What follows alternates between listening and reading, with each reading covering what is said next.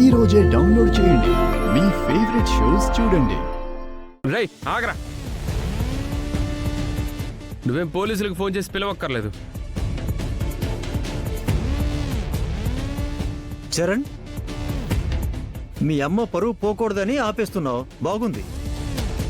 మరి ఆ ఆడపిల్ల జీవితం మాటేంట్రా? అంటే మీ అవసరాల కోసం, మీ స్వార్థాల కోసం, మీ పరువులు కాపాడుకోవడం కోసం తన జీవితంతో ఆడుకునే రైట్ మీ ఇద్దరికి ఎవరిచ్చారా? ఒకసారి పెళ్లి చేసుకుంటామంటారు, ఇంకోసారి ఇష్టం లేదంటారు. ఏంట్రా ఇదంతా?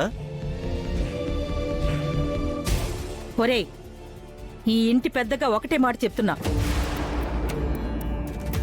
మీకు నచ్చినా నచ్చకపోయినా, మీరవునన్నా కాదన్నా, మీరేమనుకున్నా సరే, ఇప్పుడు జరిగిందే నిశ్చితార్థం.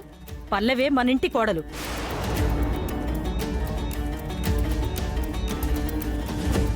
దీన్నెవరూ కాదనడానికి వీల్లేదు.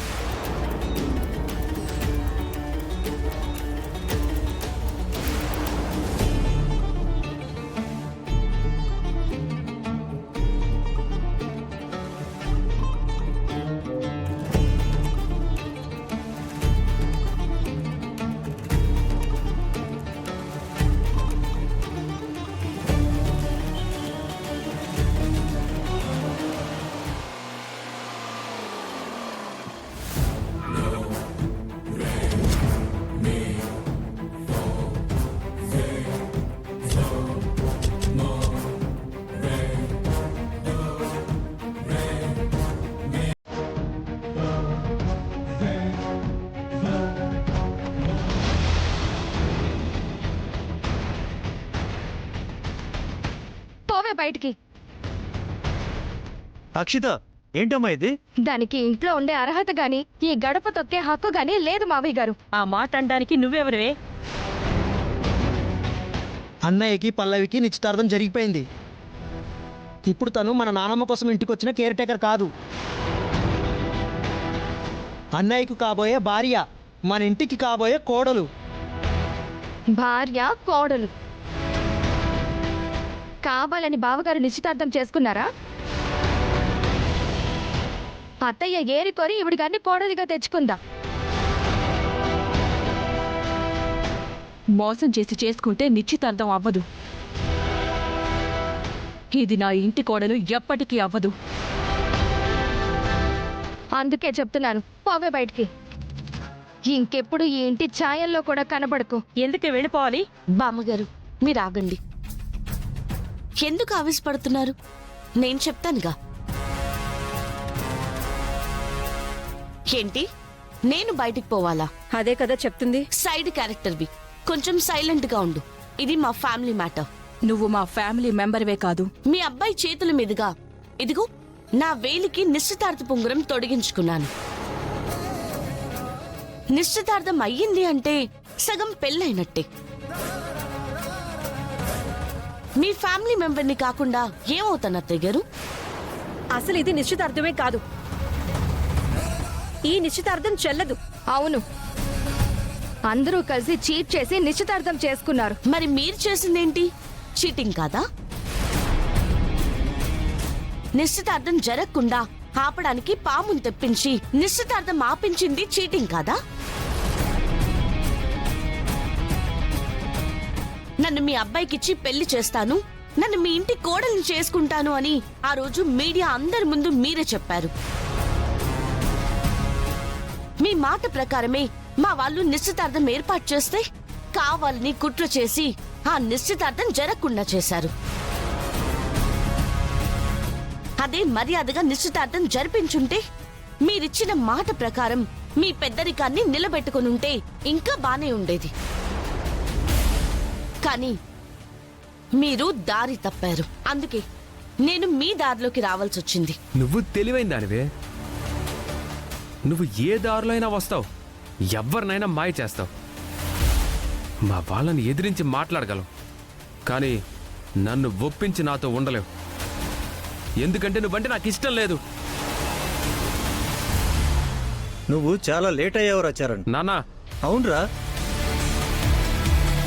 పల్లవి అంటే నీకు ఇష్టం లేదన్నమాట ఆ రోజు మీ అమ్మ పోలీసుల ముందు తనకి నీకు పెళ్లి చేస్తాను అన్నప్పుడు చెప్పాలి కదా. అప్పుడు చెప్పలేదు. అది పక్కన పెడితే మీ ఇద్దరికి నిశ్చితార్థం ఇంట్లో ఏర్పాటు చేసినప్పుడైనా చెప్పాలి కదా. అప్పుడు చెప్పలేదు. అప్పుడు చెప్పలేదు కాబట్టి ఇప్పుడు చెప్పే రైట్ నీకు లేదు.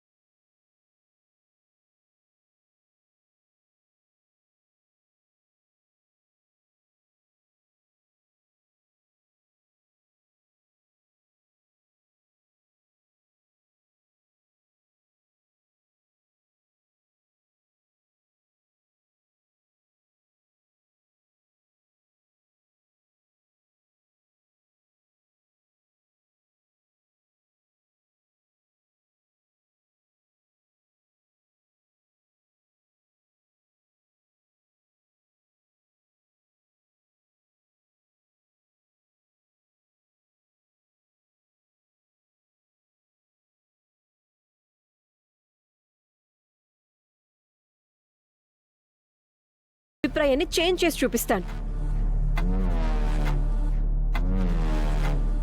అక్షిత, కిచెన్ ఎక్కడుందో చూపించు. సరిపోయింది. మమ్మీ, ఆవిడ గారు వంట చేస్తే ఫస్ట్ మీరే తినండి. తిన్న తర్వాత మీరుంటే అప్పుడు మేము ట్రై చేస్తాం.